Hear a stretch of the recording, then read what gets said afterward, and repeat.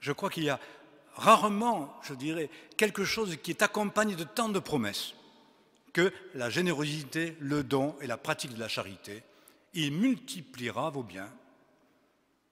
Il vous donnera encore plus dans la mesure, au fond, où étant enrichi, vous donnez davantage.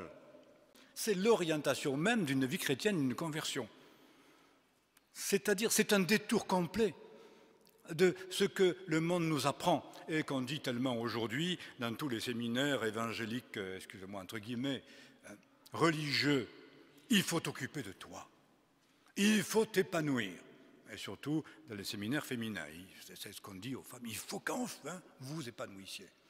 Alors je dis, c'est une boutade, je la répète quand même, ceux qui me connaissent l'ont entendu. Je dis, une rose épanouie n'est pas loin d'être fanée. Mignonne, allons voir si la rose, hein. Oh, vraiment, marâtre nature. Bien voilà. Cette recherche d'épanouissement personnel est l'avant-veille de la flétrissure spontanée, immédiate. Et pourtant, c'est ce que l'on cherche. Mais c'est l'inverse de la conversion. Parce que la conversion consiste justement à se détourner de la recherche mondaine de l'homme et de ses propres intérêts pour se tourner vers le Seigneur afin d'être transformé à son image, quand le cœur se convertit au Seigneur, quand le visage se tourne vers le Seigneur. Alors, la révélation va être donnée et il sera transformé parce qu'il va être amené à refléter le Seigneur, qui se manifestait en priorité par l'amour. Nous ne pouvons pas compter, enfin, on pourrait les compter, je ne suis pas un type à chiffres, disons, la quantité de fois où que Jésus a dit, à la fin de l'évangile de Jean, « Aimez-vous les uns les autres ». C'est presque un leitmotiv qui revient constamment dans certains chapitres. « Aimez-vous les uns les autres, voici mon commandement », c'est que vous ayez de l'amour, et un amour manifeste, un amour concret. Et c'est l'expression même d'une vraie conversion. Alors qu'aujourd'hui, l'Évangile est complètement détourné de cette véritable conversion qui est conversion à Jésus-Christ pour aimer de son amour et aimer comme il aime. Voilà la véritable conversion. On ne peut pas dire à un père « vis pour toi ». On ne peut pas dire à une mère « vis pour toi ». On ne peut pas apprendre cela à nos enfants. Occupe-toi d'abord de toi. Combien de parents disent « occupe-toi d'abord de tes études ». J'ai connu des parents chrétiens empêcher leurs enfants de s'engager dans le groupe de jeunes, s'engager dans les camps, parce que ça allait les fatiguer et ça allait prendre sur leurs études. Parce que d'abord leurs études, d'abord leur réussite professionnelle, d'abord. Cherchez premièrement le royaume des cieux, mais chez nous, c'est d'abord la réussite. Eh bien, ce n'est pas l'Évangile. Je crois même que c'est une désobéissance à l'Évangile. En tout cas, je crois avoir cité cela dimanche dernier, mais j'ai rencontré un homme qui m'a dit, justement, il a perdu la foi, il a tout perdu, lui qui était engagé dans le milieu protestant, parce que sa mère a découvert que c'était un homme très intelligent, qui était capable d'écrire, et il a dit, tu dois te consacrer à cela, parce que tu as de l'avenir. Il a un avenir, mais il a perdu la foi. Parce qu'il a abandonné tout ce qui concernait justement son service. C'était un éclaireur unioniste. Alors, je ne suis pas d'accord avec tout ce qui se passe chez les éclaireurs unionistes. Il y a certaines orientations qu'on peut éventuellement déplorer, ou moins aimer. Mais malgré tout, un éclaireur unioniste, mon père en était un, alors il était dans ce temple, il sonnait les cloches le dimanche, tous les dimanches matins en descendant, comme on dit, de Labo, 3 km à bicyclette, pour aller sonner, être arrivé le premier et sonner les cloches du temple. Il était éclaireur et je dirais, le leitmotiv, une obligation pour un éclaireur unioniste, dès son enfance, c'est de faire chaque jour au moins une bonne action pour son prochain. Voilà. Au moins une bonne action, un service pour le prochain, et on leur enseignait ça. C'est-à-dire on leur enseignait, malgré tout, l'expression même de la charité. On n'enseigne plus ça à nos enfants. Je me demande si on a encore quelque chose à enseigner. S'il reste de notre piété quelque chose de profond, de véritable, selon la parole. Des idées, des mots, des conceptions, des satisfactions aux besoins, Un Dieu qui protège de tout, un Dieu qui exauce tout, et à partir du moment où ce Dieu-là n'exauce pas tout, eh bien nous voilà révoltés. Mais on ne s'est jamais inquiété. Si véritablement on a orienté sa vie selon la volonté du Seigneur, si quand Dieu a parlé, on lui a obéi, finalement, on en arrive à quoi? C'est qu'il n'y a plus de piété vraie, c'est seulement religieux, et celui qui commande, c'est plus le Seigneur, c'est celui qui demande à Dieu. Ben oui. C'est-à-dire, si Seigneur, je me confie en toi, mais gare à toi s'il m'arrive quelque chose. Et nos enfants sont orientés comme ça. Il ne faut pas trop s'étonner si un beau jour, ils nous crachent à la figure et s'ils insultent Dieu. Ben oui. Parce que c'est Dieu qui est pour l'homme, ce n'est pas l'homme pour Dieu. C'est l'amour de Dieu pour nous, mais pas nous reconnaissant envers Dieu de son amour et de son choix, afin de le servir et d'aimer comme on a été aimé, parce que la mesure de l'amour, c'est le Seigneur qui nous la montre au travers du sacrifice de Jésus. Il y a quelque chose de bien pensant qui consiste à dire chacun pour soi et Dieu pour tous. Et de trouver même quelque chose de faible dans l'esprit du sacrifice, dans l'esprit du don, de l'abandon de soi-même, dans même la volonté, le désir de faire des cadeaux parce qu'ils sont toujours trop beaux. Parce que ça, c'est ce qui est raisonnable. Je crois que franchement, nous devenons très vite des gens très raisonnables, mais bien peu généreux. Ou alors, nous pouvons nous mettre, je dirais, dans la peau de ceux qui sont si pauvres que c'est à eux qu'on doit donner. Alors, il y aurait dans l'Église des gens qui ont la vocation de donner et d'autres la vocation de recevoir. Ça, disons, c'est le clergé, ça. Ça peut être la mission, ça peut être l'Église, la vocation de recevoir. Et tout le monde doit, je dirais, donner.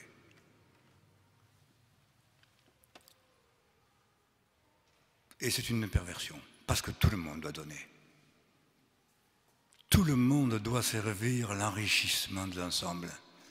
Et nous sommes appelés à participer généreusement aux œuvres de Dieu, aux œuvres de l'Église, aux œuvres d'une mission. À voir aussi les œuvres que nous accomplissions dans nos maisons et que nous accomplissons les uns vis-à-vis des autres.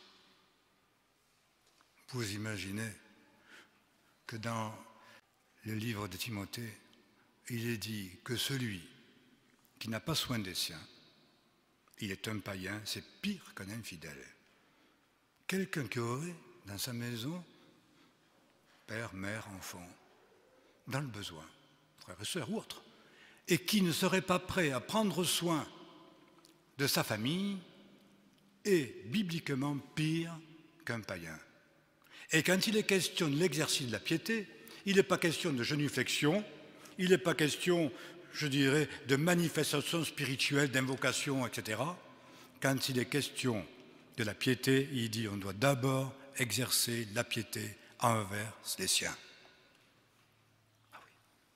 L'exercice de la piété se manifeste par la prise, l'attention et le service vis-à-vis des siens, en priorité. C'est cela la piété. Alors que nous pensons en général que la piété, c'est une recherche de relations dans la prière et dans la méditation, etc., et tout ça, toutes sortes, je dirais, de pratiques religieuses et communautaires qui vont nous exalter et au sein desquelles nous allons avoir, bien sûr, la première place. Parce que finalement, la piété, c'est un peu comme le rêve. Dans les rêves, nous sommes toujours au centre de nos rêves. Et dans la fausse piété, nous sommes toujours au centre de notre piété. Alors que dans la véritable piété, nous ne sommes pas du tout au centre, parce que le Seigneur en est la tête et le prochain en est l'objet. Je manifeste ma piété et je manifeste mon amour pour le Seigneur en exerçant l'amour vis-à-vis de mes frères en priorité et de ceux qui sont mis sous ma voûte et qui sont dans le besoin.